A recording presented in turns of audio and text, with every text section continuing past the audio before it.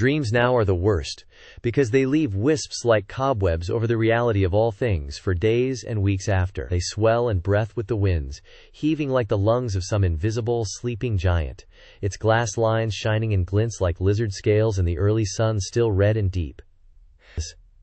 I watch them, and when I can hardly bear it, they swelled. Whoosh! I had a dream I was sent to Titan to retrieve a woman, crammed in a heavy metal sarcophagus, lined with lead and aluminum and glass gauges, and a window small and compact, like the sight glass of a steam engine. It bent and groaned, and when it lifted into the air it shot at tremendous speed, curving in its ascent until I could see fire flaring from the color of the light through the sight glass window. It shuddered, and I could hear the air starting to expand along the smooth surface of the ship, condensation from the early morning boiling from the thin, hairline crevices like whistles blowing and blowing ceaselessly past the Kármán line, and suddenly like the slaughtering of sheep it was silent then. Weightlessness and the earth. A thin blue line in the sight glass window, spanning across my view, and then black.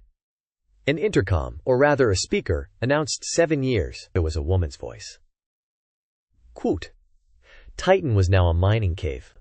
Another off-world colony of endless night, where earth movers the size of cities moved and dug deep into the crust of that icebound moon. Fires raged, and outplumed clouds of lamp-black night, pouring out and raining against the permafrost, filtering down hundreds of miles to the moving oceans and seas not yet seen. Even virgin ground miles distant from the mines and foundries trembled, the earth movers always calling out across the rock. I think of the caves never explored, the echoes of a deep, distant thunder reverberating the pure ice walls. I think of her gathering some of her things and looking around a room she'd spent a decade in, a shared living space like the curtained bunks of a long liner. Outside, freezing gales of nitrogen and methane rose and cleared smoke and steam from view, up to the roaming thunderheads, massive and indistinct. Quote, I wonder if she lays by the lakes, down where ground is warm. Adrift in the starless black, I had no sight or measure, and no assurance if I would make it. If I would find this woman I didn't know anything about, but had such deep, heated feelings for.